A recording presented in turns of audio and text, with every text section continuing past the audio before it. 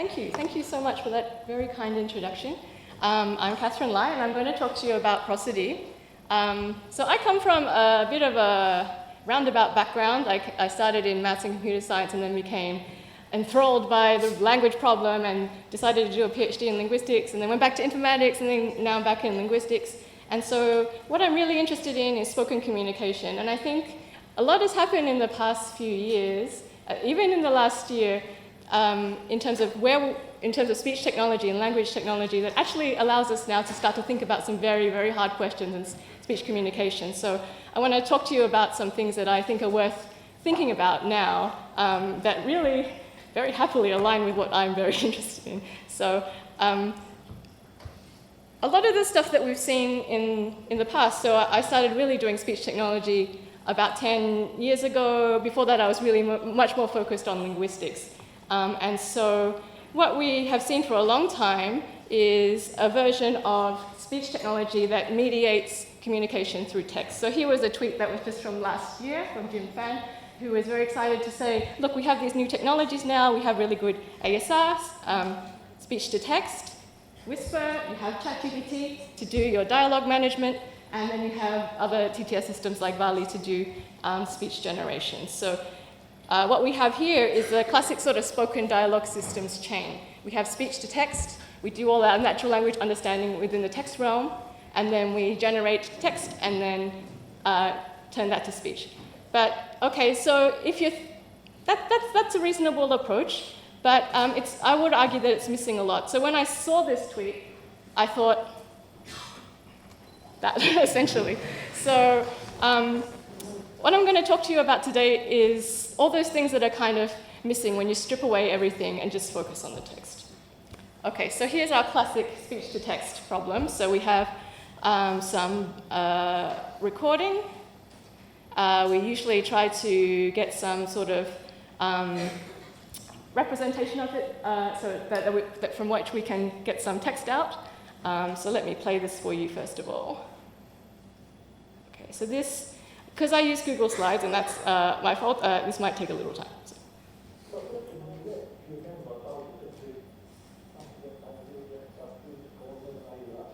Okay, so hopefully you could hear that a little bit, or at least you could hear the general sound of it.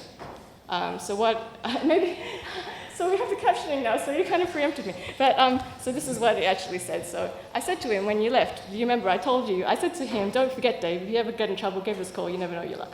Right, so that was a real turn from a real speech corpus, British conversational speech corpus. Don't ask me where that corpus came from because I don't know. But we have it in Edinburgh, so you can ask Peter Bell, who's not here. So see, this is the classic sort of situation. We have our waveform, we have our intermediate representation, and then we have words. So even 5 years ago, people were mainly focusing on just getting the words out. So no punctuation, no capitalization. So that was another task that people worked on as a sort of post-processing step. But we kind of know that, to make sense of this, we need some more information. So to actually read that text, you really kind of need some punctuation there. There's an embedded quote in there, so there's attributed speech. And we kind of want to know what that is, so we can say whether that information was something that came from a specific speaker or whether they're quoting someone else. So these sorts of things are important if we want to sort out what sources of information are there. And so you can see this is kind of a complicated quote.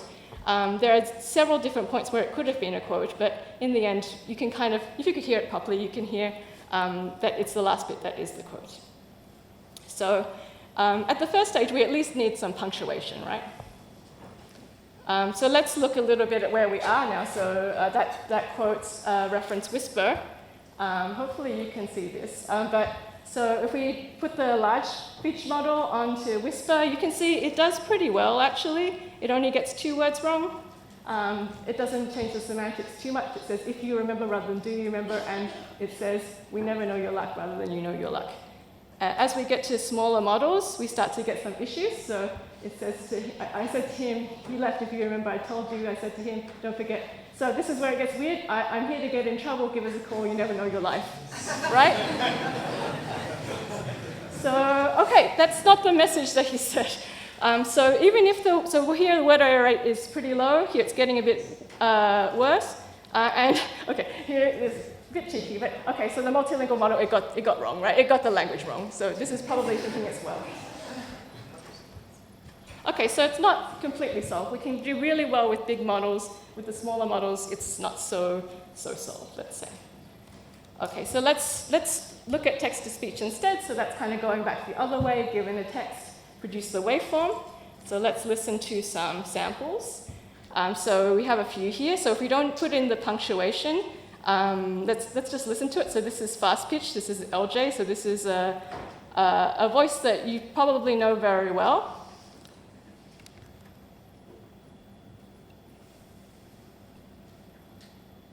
I said to him when you left her, you remember I told you, I said to him, don't forget, Dave, if you ever get in trouble, give us a call, you never know your luck.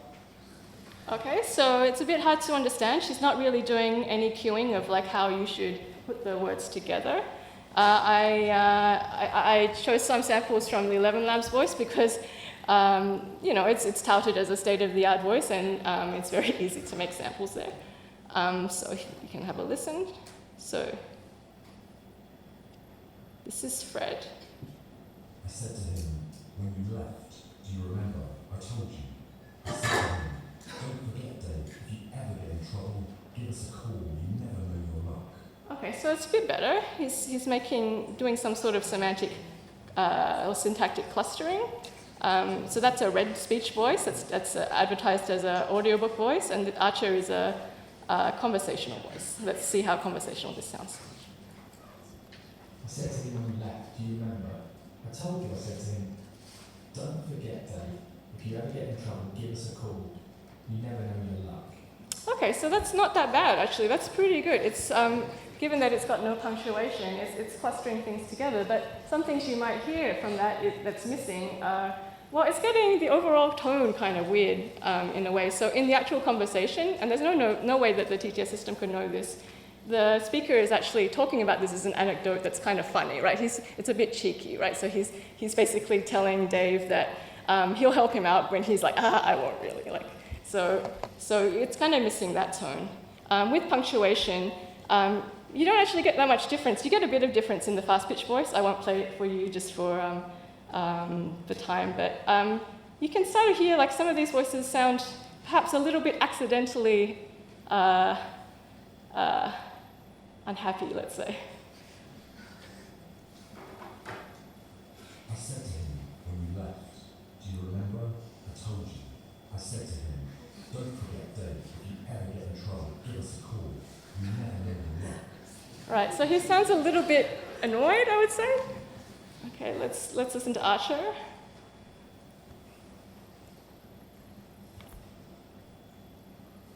I said to him when you left, do you remember? I told you.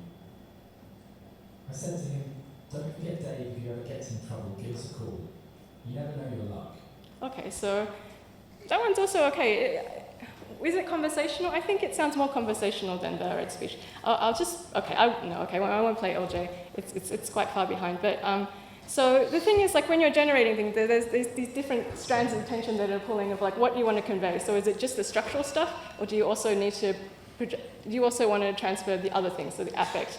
What are you actually trying to convey in the conversation? And some of these things can be very subtle. Okay, so in general, there's lots of things that are missing when we just strip out all of the information that's not just the words, right?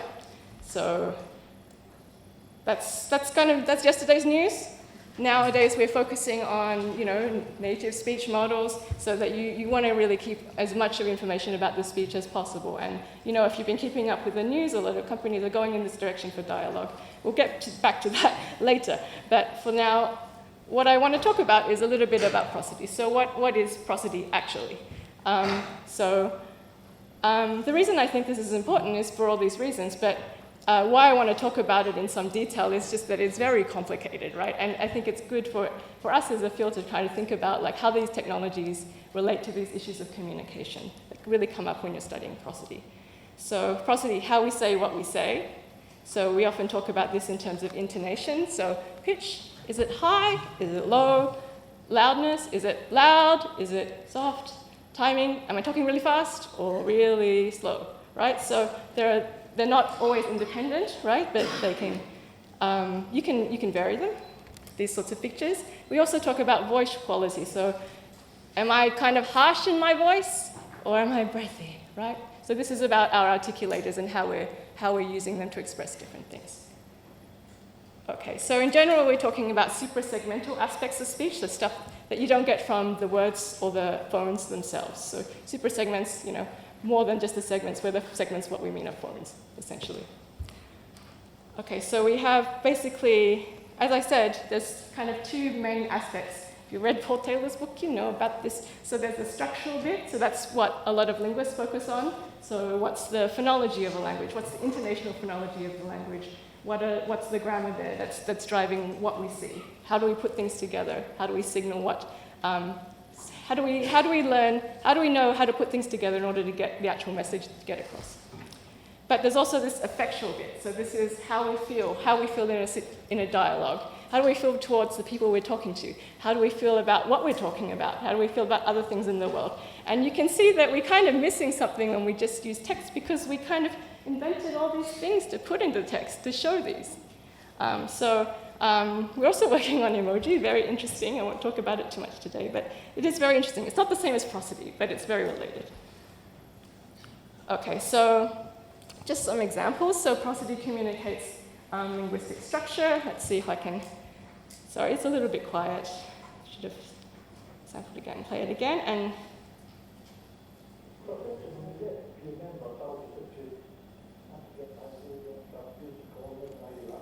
so if you can hear that a little bit, so what I want you to take away from this is like, okay, so this grouping together of clauses into prosodic phrases, it can be through pauses, we can signal things through lowered pitch register, and you can see this quote is actually kind of signaled by a very long period of lowered pitch register, so he's talking low and fast, right, through here. So that's how it's signaling. So this is something that you can't really ask the TTS systems to do at the moment. At the moment, they're generating different variations, but we don't have that much control over what they do.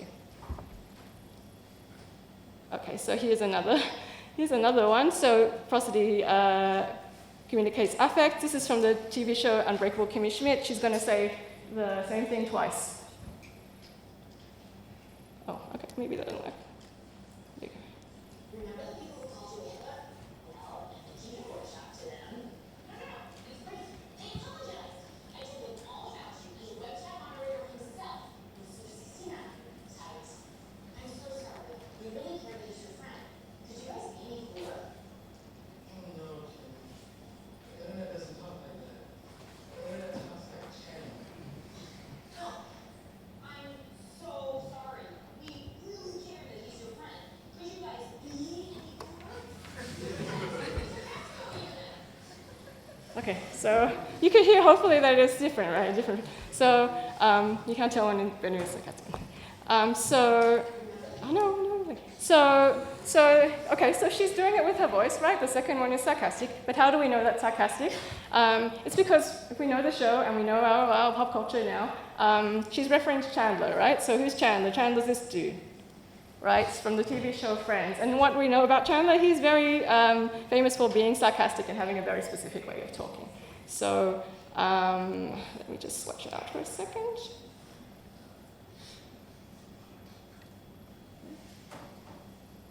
Sorry, there was a little bit of an issue with the... Anybody know Rip Taylor? Use some clothes on. No, I just looking for a man to draw on me with chalk. Okay. Draw on me with chalk, right? So that's the very typical Chandler Bing intonation that gives you sarcasm. And so if we hear this again, we can kind of see what this is. So this is Kimmy saying, "We really care," in both iterations. Oh, no?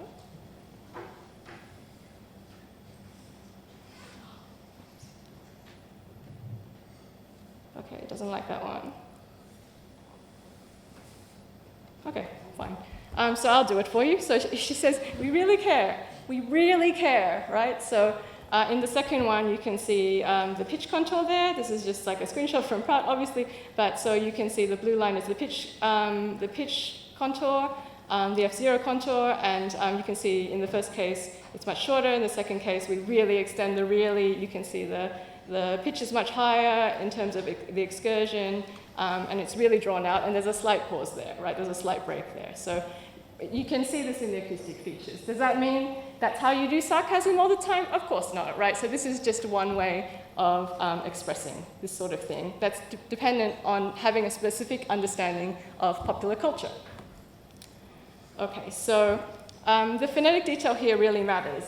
This is my main argument. So if you're going to do this as a conversational analyst and transcribe it all out, you might add a lot of stuff to your transcript, right? So this is a Jefferson-style transcription. Don't judge me if you're a conversational analyst.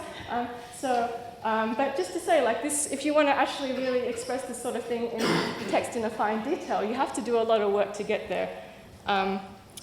And in real life, how do we express these things? Often by deliberate misspellings, for example. So there's some work by my dad that we're doing on like how people express these things. And actually people, misspell things. They do sorts of elongations. They do deliberate, disfluent writing in order to express this sort of stuff. So let's see how this sounds with another 11 Labs voice. This is Hope.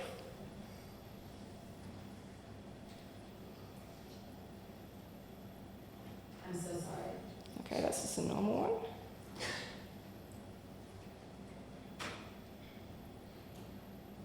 I'm so sorry.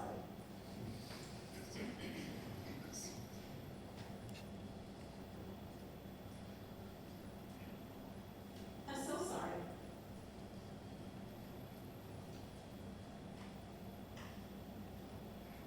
I'm so sorry. Okay, so I didn't. So that does sound a bit sarcastic, right? But actually, that was not actually. I didn't ask it to be. I just did this, and then the way you can do this. You're sampling essentially, so there's not that much control. So if I do it again, it comes out quite differently. I'm so sorry. Okay, so she does sound maybe a little bit sarcastic, but definitely not as much as the first one. So if you want to actually produce a specific type of prosody in order to produce a specific sort of affect, what you're going to be ending up doing is spending all your credits generating lots and lots of samples, right? Unless you have some sort of form of control. Okay, so hopefully that shows you that prosody expresses affect, and it's also contextually dependent how we interpret it. But the other thing is prosody out of context evokes context. Right? So if you just give something, a sample for somebody to listen to, they'll project what context it came from, who said it, what are they like. So this is some work by Zach Kodari. He looked at getting neural synthesis more expressive and looking at whether we could actually codify this variation in terms of intonational codes a little bit before everyone else was doing it.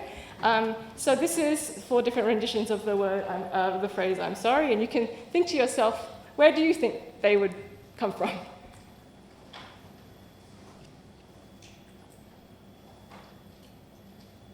I'm sorry.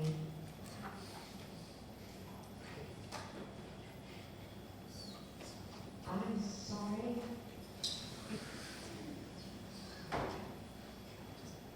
I'm sorry.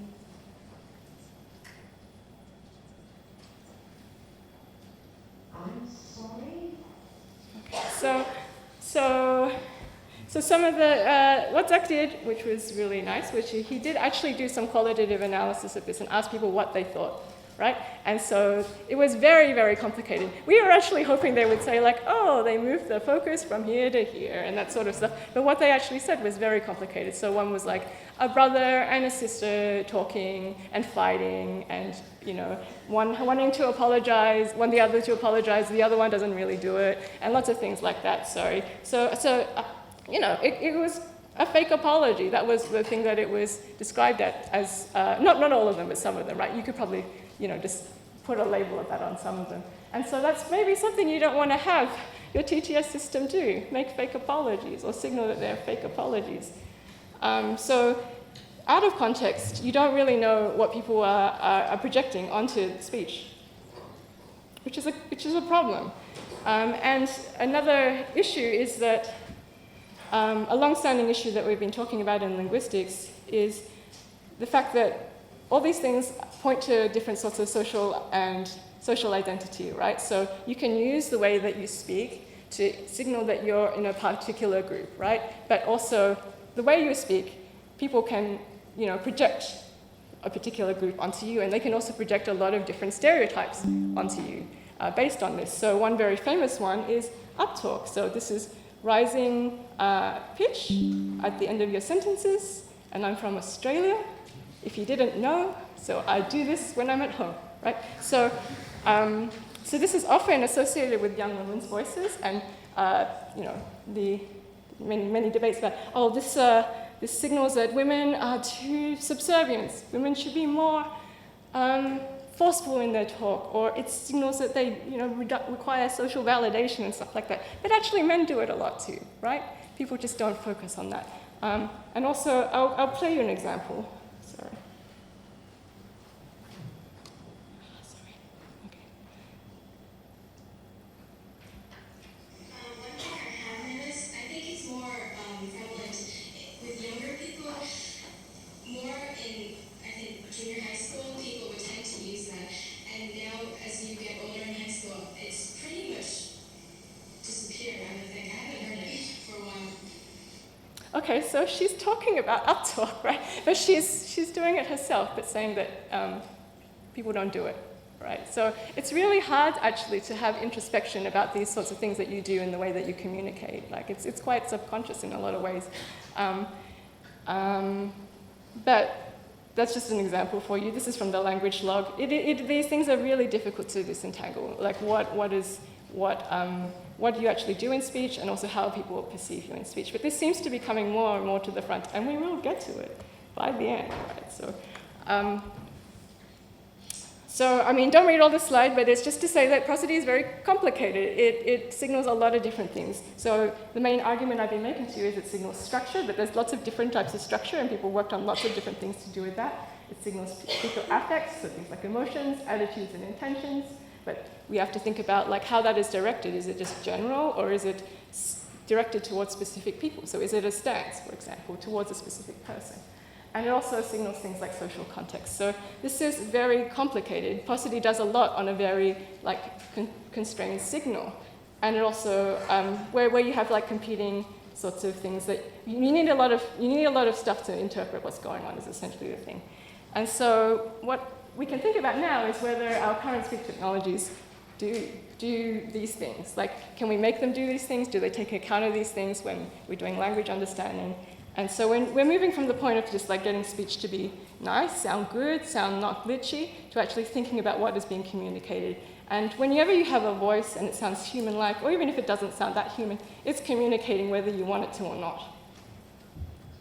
Okay, so I made this slide a few years ago, but I think things have calmed down a little in a way. It's kind of strange. But so there were a lot of claims in around early 2021 that neural TTS was indistinguishable from human speech. So I wanted to find one quote about this, but there was just every paper in speech at 2021 had this at the first paragraph. So indistinguishable from human speech, indistinguishable from natural speech, indistinguishable from human recordings, etc., etc., etc.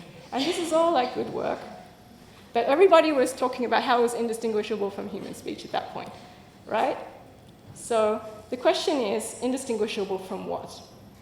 Indistinguishable from natural speech in what sense, right? So where does this come from? So it really comes from, I think, well, people here can correct me, right? But from some findings from the Tacotron 2 papers. So Tacotron 2, your classic now.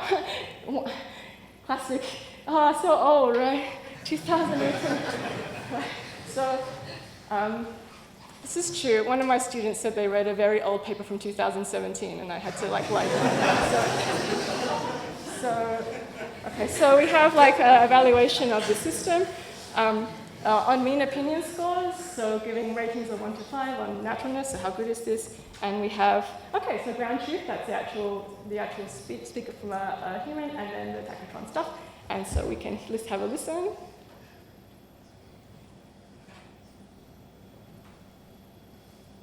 That girl did a video about Star Wars lipstick.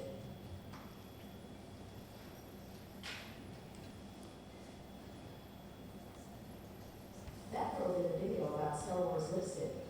Okay, so do you know which one was generated and which one was the human? Yeah, okay, so it was the second one, right? They got the prosody a little bit different, actually, but you can see why people would say that they're both from a person, right? They sound pretty similar. Okay, so it sounds great, but you know, it's really a very narrow test, right? So if you're saying like, are they similar? Are they same? Yeah, they sound pretty good, right? But they don't really sound the way that people talk in real life. They don't sound like I'm talking now. They don't sound like we'll talk later, that sort of thing. So that's fine. I mean, it's a really, there's a place for it, I think. I'll argue later, but the idea that this means like the TTS is solved it was a bit of a false flag, I would say. So the question is natural in what context? So, you know, linguists have been pondering like what the relationship between context and prosody is for many a decade now, hundreds of years maybe, I don't know. So, but what we can say is that we can construct context based on information structure theory, semantics, and pragmatics in the formal sense, from which we can really predict what the prosodic structure will be pretty well, actually. So this is a study I did in my PhD times, and given like some very short contexts or even longer contexts, if we knew what the information structure was, we could predict how people would say it really well. I will play some for you. This might be quiet. Okay, so I'll just read them actually. So Emily didn't bring a meringue. No, Emily did bring a meringue. Okay, and so that's a direct contradiction. An indirect contradiction. I'm annoyed because nobody brought a dessert. People would then generally say, Emily did bring a meringue. And the clarification question, Emily brought a meringue. What? Emily did bring a meringue, right? So this is these samples here, but there were many others. And the basic point here is that there were distinct prosodic patterns. So when we did this production study, we didn't give them the capitalization or anything. We just gave them the text, and they very consistently put the prominence and the rises where we thought they would put them, which is what's represented here in the punctuation. But they didn't have that. So that's very consistent. Okay, so if we do this evaluation, we bring this into a TTS evaluation. We wanted to see whether, so this is work with Elijah Gutierrez, a student of mine who was a linguistic student in his undergrad. So if we simply give them a very simple text prompt, like a question, and then give the TTS was not generated in context, right? How would people rate them? So would there be a difference in how people rated them, and where would they put the errors? So the question here was like fast pitch versus aphelia at the time. So fast pitch was generally rated higher in naturalness than aphelia, but you can listen to some. No, Holly ate cupcakes. So did John eat the cupcakes? No, Holly ate. No, Holly ate cupcakes.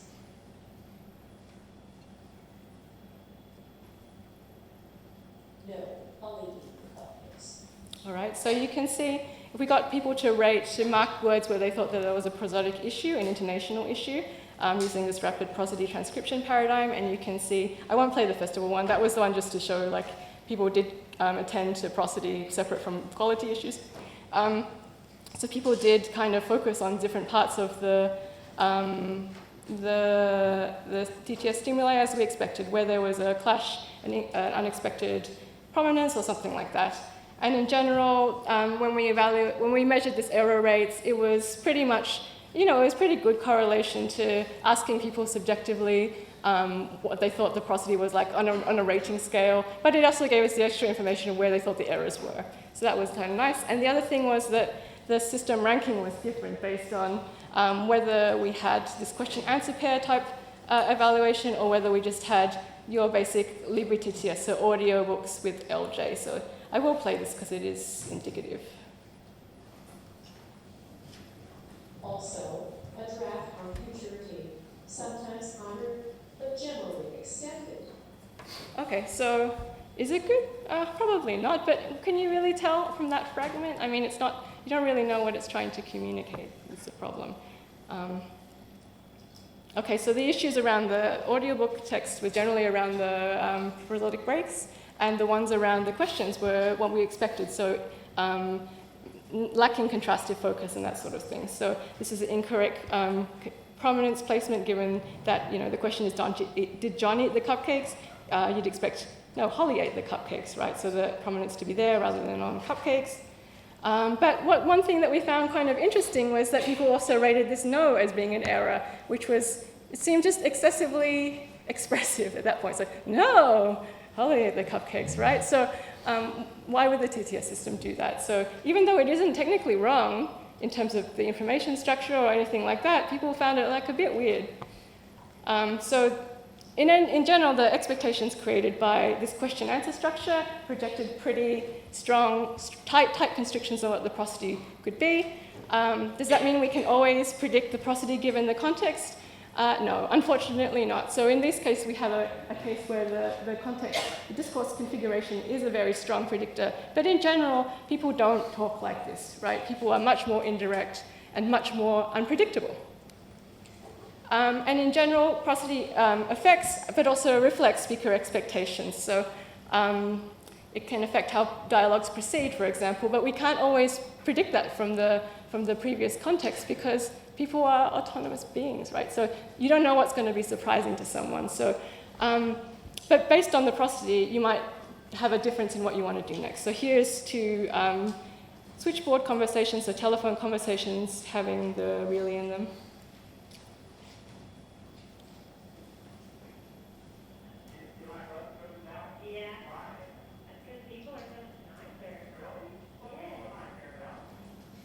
Okay, so in that case, there really seemed to be a real challenge, a question. He doesn't really believe that people are nicer, that the person would like Lubbock better than Dallas. And then this one you can listen to.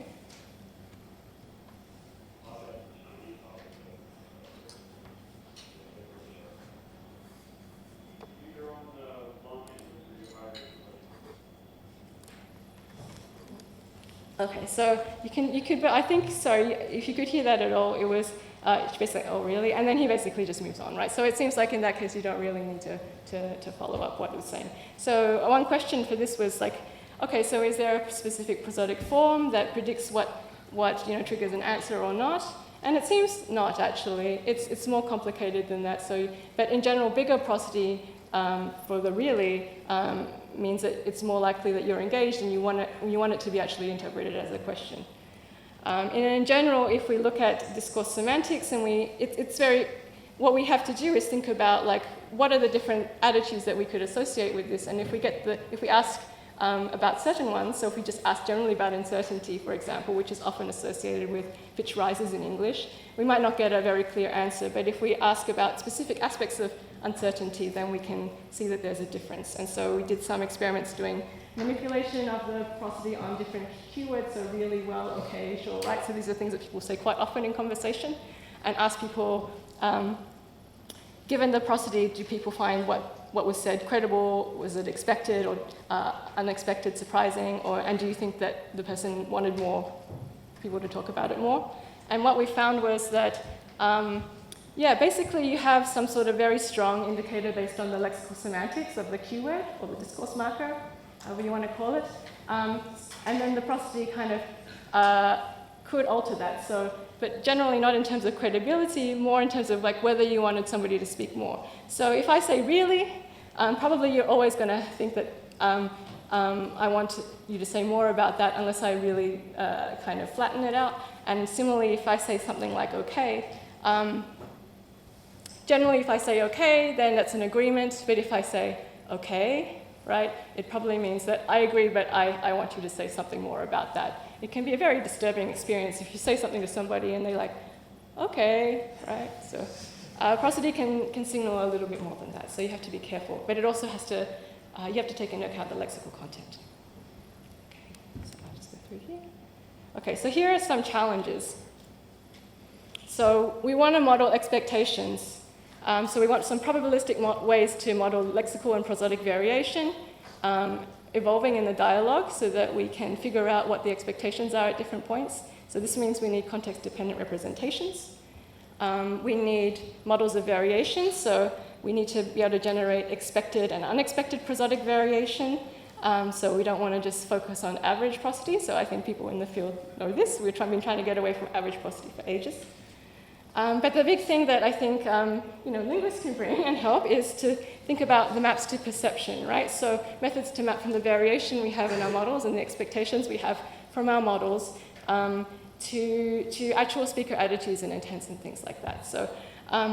So the main thing here is that we don't have a very nice one-to-one tune to meaning map. So it's not just like all questions rise, all statements fall, all emotional, all angry utterances sound this way, all happy ones sound this way, because it doesn't work like that. If you look in, real data. Okay, so for the rest of it, I'll just go. I want to talk a little bit about some work that we're doing a bit more currently. But first of all, a flashback to where we were in 2015. So this is work by my student Ling Min Tian. She's not a student anymore. She's in Australia working for CSIRO. So, but just to give you an indication where we were. So we were basically handcrafting a lot of features. So this is for emotion recognition. So these are really big, massive sets of acoustic features that were, you can get from OpenSmile Toolkit, that sort of stuff. And what we were finding at that time was these massive, massive feature sets were being beaten by much smaller ones. So this EG Maps one, 88 hand-selected ones, and even this very small set of global prosodic features, which were just four features that were selected by Daniel Bowen, right? And that did really well. So obviously, this idea of just throwing in everything was not going to work. We did find that hierarchically bringing information together was helpful, and that seems to be reflected in what we see now with the more newer models. Okay, so we don't want to do that anymore. We want to find representations that actually, work on a bigger scale. And so these things will probably be quite familiar to you by now. So from the lexical end, we have our large language models like BERT. So these are really good at building long context. If you give it enough data, you can use long context and get representations that represent contextualized text. But we don't really know that. We don't know exactly what they capture about dialogue. From the acoustic side, we have an extension of that. So we have another form of self-supervised learning. This is Web to that too. So you're essentially, doing the same sort of thing. You're masking out some bits of the audio and trying to fill that in again, and from there getting a pretty decent representation of speech, which you can use for ASR. Very nice. So in there, the layers encode something about lexical and prosodic information. We know this because it works really well for emotion recognition, but all this information is entangled, so we don't really know what the prosody is doing and what's being given there by the lexical information, which is also there.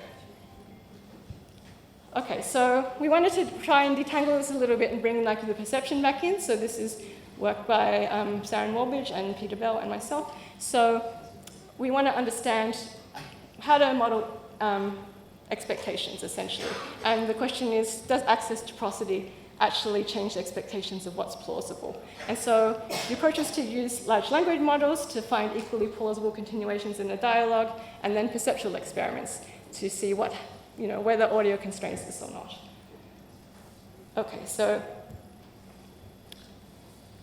Okay, so here's what it kind of looks like. So in the text form, it's like a little text chat. These are fragments taken from Switchboard, and then people rate, whether the thing that's coming up next is likely to be something that actually happened or not.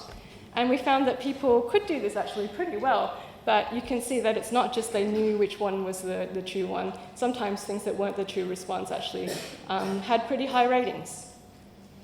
And then if we look at the language models, we can see that, BERT fine-tuned to this task does pretty well, actually. It does better than the humans at picking the true response. So that's the top one,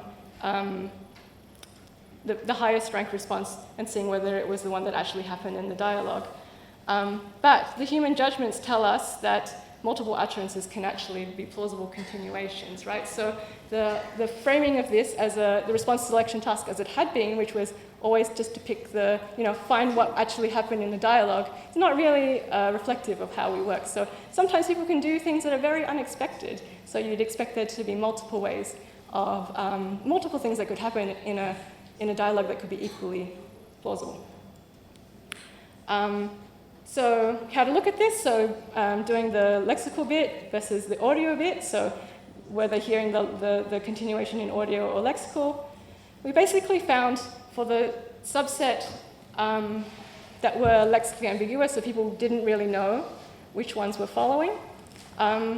We did get an improvement in accuracy from like basically none by design to a bit more if they had access to acoustic. But the most interesting thing I think from this is that even if they weren't getting better at picking the true continuation, they were getting more consistent about what they thought the true continuation would be. And we measure this with entropy. So we get less entropy in the audio condition. For the non-ambiguous set, we find something kind of interesting. They actually got worse sometimes at picking the true one, but again, we see they're more consistent in what they thought was going to happen.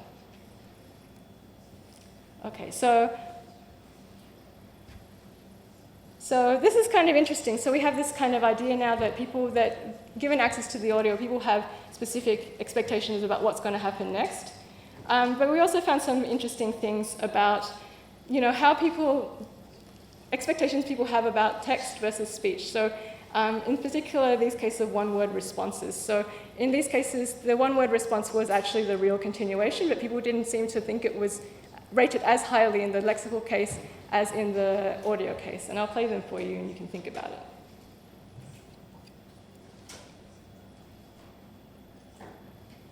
We try to do it as well as we can. We keep in close contact with grandparents and talk over the phone. But, and with children, you probably don't have time to know. No.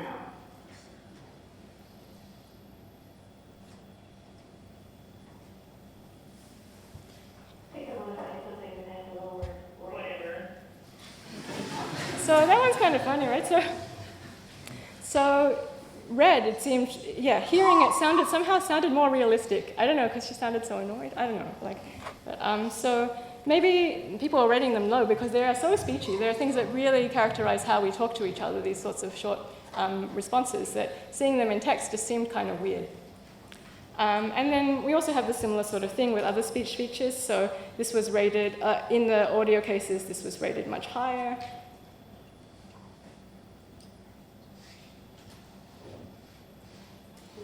You would think it was her, it was, and Okay, so that reads a little bit weird, but it sounds fine, I think. I know you're going to have that with every society. They work more blatant about it, but it's very secret. It's been going on for years. I mean, you can't. No, there's so much more than that. It's very much deeper than that. I think that's true. So that wasn't an actual continuation, but Look good on it either way, down to the end, Well, it's been enjoyable talking with you. okay. So that wasn't an actual continuation either, but you can see this one, because it kind of matched what was going on, and the overlap was there because this actual turn overlapped its real previous turn a lot. So this seemed fine. It got a boost when people heard the audio, and this one, when they heard the audio, they thought it sounded worse, right? So there's some sort of deviation from expectations there. So some sort of incongruity that you laughed, right? You found it funny. So there's something weird going on there that is triggering a response, and you know it's kind of not quite right. Okay, so if I have some time, I will go through a few more things. So basically, we found a bunch of stuff about expectations, and the audio does constrain it, and we can use language models to help us think about that. But that doesn't really, you might have noticed a slight sleight of hand. I started talking about non-lexical and audio rather than prosody, right? So in order to try and figure this out, we've also had another line of work looking at using synthesis to try and explore the space a bit more. And so in terms of speech synthesis, can we use this to kind of figure out what's going on with the attitudes if we try and really push the space out? And so we looked at wells, so just the word well in a corpus of conversational speech, and clustered them, and you can hear some differences.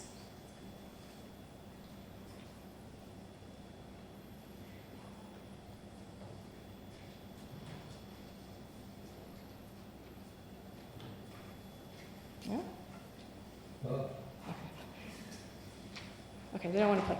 But so it's like, well, that sort of thing. So they did find some kind of nice clusters, and what we're really interested in is things that kind of happen in the periphery. And we asked people, after much hand wringing, we tried to figure out what was a good attitude to try and test this with. So we synthesized different variations of this from the different clusters. So well, yeah, well, no, well, I don't know.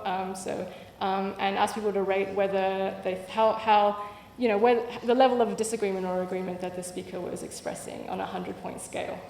And what we found was like the actual big effect here came from duration, as you might expect, right? But we also find some effects of like the height, the F0 height, so the pitch height, and the curvature of the pitch. But you can really hear it in the duration. Hopefully, you can hear. Well, yes.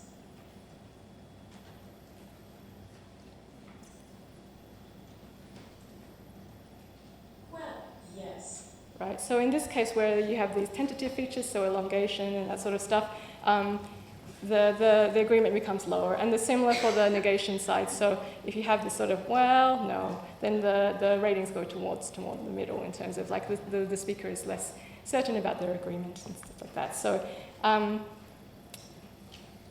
So in general, like the point for this is that we need some sort of fine-grained control here. It's not just about F0 and that sort of thing, but we need to have some fine-grained control and actually looking at the outliers, so looking at the potentially incongruous prosody is actually helpful for understanding what this space of meaning looks like with respect to specific lexical content and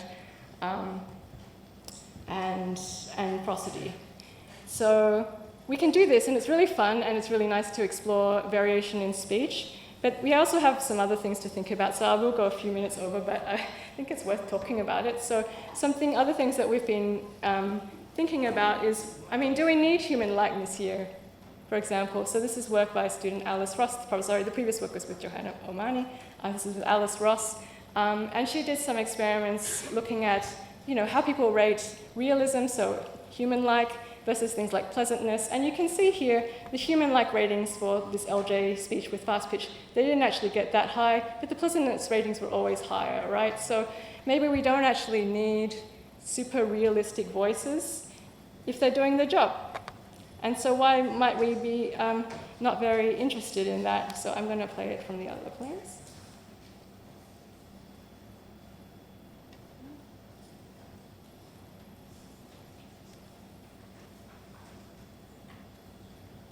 I'll just do it the other way. Okay, so this is ChatGPT for GPT-4o, as I'm sure you all know. Isn't like the term of Okay, so this is what I wrote down. What do you see? I see. I love ChatGPT. That's so sweet of you. Yeah, well, I really appreciate all the help. So yeah, as you can see, Wow, that's quite the outfit you have on. we can chat. Okay, so you can see there, like, so the thing was like, native speech model, but also that, but it's a chatty voice, right? And she has the very human prosody. But you can also see there at the end, she's doing some weird stuff, right? She's obviously been trained to behave in a specific way. And, there's been some litigation here, potential litigation here. But you can see, what does a real evaluation look like? Okay, in the news, it's flirty. People think it's flirty, right? They think it's bad to be flirty, right? So what could go wrong? It's flirty, it's flirty, it's flirty, it's bad. But I like this one that says it's giving people the ick. I think that's the correct way to think about it, right? So it's not really about naturalness now, it's about the ick. Okay, so just one more, I'm so sorry. So what do we think human-like who exactly? So this is a voice actor. Hi, I'm a full-time voice actor. These are 10 popular tones I'm asked to use when I'm providing voiceover for a project. When doing text-to-speech, you have to maintain a consistent and clear tone so the program can read anything, which gets really weird in recording sessions when you're saying words taken from shocking news headlines. This read is called detached, casual, conversational, and it's supposed to actually sound like a real person talking while they're just mindlessly scrolling. This is called a bright read. You'll usually hear this when big department stores want you to know that they have a test for the entire family. This is a warm read, and you'll hear this when someone's trying to make you feel emotional about animals. Coming from and this one, I call this the Joan Krasinski conversation.